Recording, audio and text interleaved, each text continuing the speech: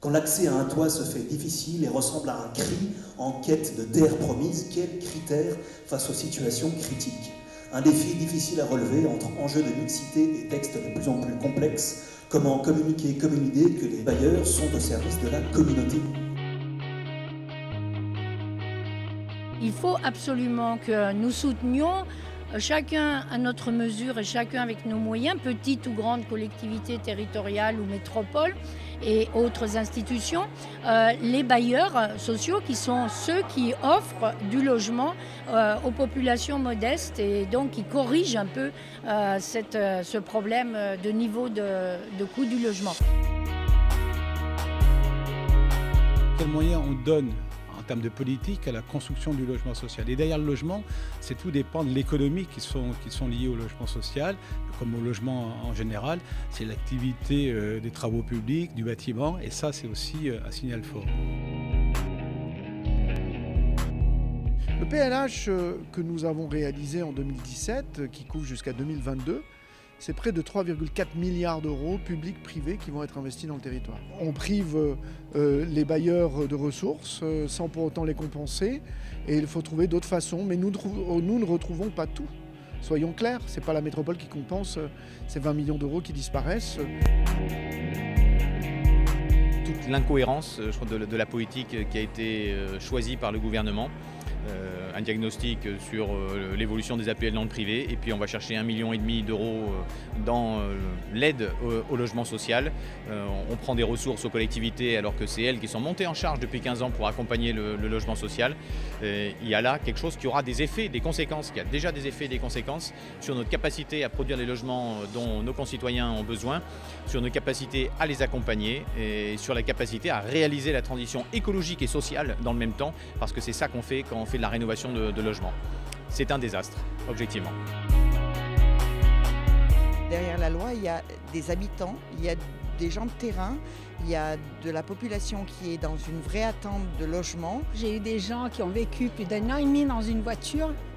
J'ai mis 1 an et demi pour qu'il y ait un logement. Et c'est des personnes qui travaillent, qui touchent très peu et qui vivent dans leur voiture. Et actuellement, il y en a encore autant.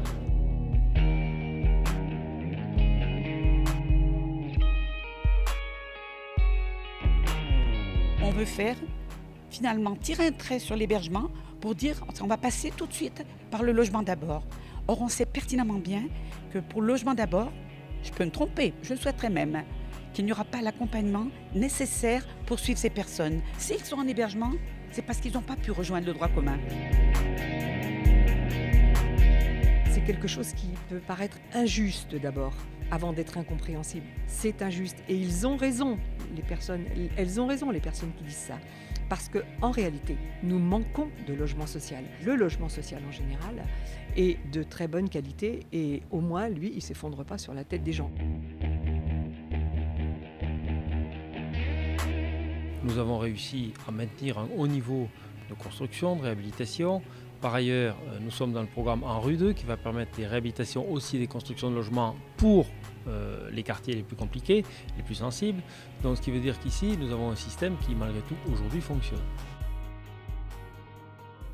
C'est la lutte des cases. Vous n'êtes pas assez pauvre, patientez. Public moins favorisé, public APLisé, personnes connaissant le sans-abrisme, le halo de la pauvreté est large et mouvant, écrit sur un château de sable instable et mouvant. Dano, Élan, RLS, RU, HLM, CDC, PREF, une étiquette vide d'éthique posée sur la VIE.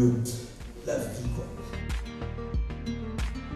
Il y a eu, il n'y a pas très longtemps, un grand sommet du logement à Berlin où Angela Merkel a annoncé un nouveau programme de construction de logements sociaux parce que les problèmes du logement sont très forts dans les villes allemandes. Et quelques jours avant, à Londres, Theresa May proposait effectivement la même relance du logement social. Donc on est à contre-courant de nos voisins européens. Nous qui logeons des salariés, on a bien toutes les catégories de salariés qui peuvent être logés. Et vous l'avez dit tout à l'heure, effectivement, on a un nombre de salariés ou de Français éligibles au logement social extrêmement important. Donc c'est largement plus de la moitié. Donc elle existe, cette mixité sociale. La problématique, c'est que parfois, on parle plutôt de quartiers qui sont vus comme des ghettos et qui sont autant de repoussoirs par rapport à ces quartiers-là. Donc c'est plus ces sujets-là sur lesquels il nous faut travailler. Alors le logement social de demain, il va ressembler, j'espère furieusement, à celui d'aujourd'hui, c'est-à-dire un logement social de qualité. La différence, c'est qu'il sera beaucoup plus le résultat d'arbitrage financier. Nous, ce qui nous inquiète, c'est qu'au-delà de la saignée, il n'y a pas d'autre mot que nous subissons pendant 3 ans. On a besoin de visibilité. Notre métier nous impose de nous projeter à 40, 50, 60 ans qui sont les durées des prêts de la Caisse des dépôts.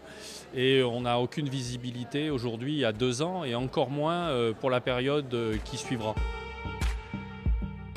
Au-delà des contraintes financières en fait, qui s'imposent à nous, derrière il y a à imaginer, à trouver des solutions tous ensemble avec toutes les parties prenantes. Et donc là, on est dans un cadre beaucoup plus large en fait, et ça va être bien au-delà des bailleurs sociaux, où tout le monde doit être associé. Je peux entendre leurs inquiétudes, mais en même temps, c'est un peu notre slogan, mais je suis obligée de le dire, mais en même temps, je pense qu'il y a des solutions. Et je crois que si on est honnête de part et d'autre et constructif, on arrivera à trouver des solutions et à faire que ça avance. Parce que la volonté du gouvernement et de la majorité n'est pas de casser un système qui fonctionnerait. Donc oui, il y a le logement social partout au niveau national, mais il y a le logement social en Isère. Donc c'est ça que je voudrais creuser un petit peu plus pour voir si effectivement ils sont impactés particulièrement ou s'ils seront en avance sur certains sujets pour pouvoir effectivement avancer toujours avec eux.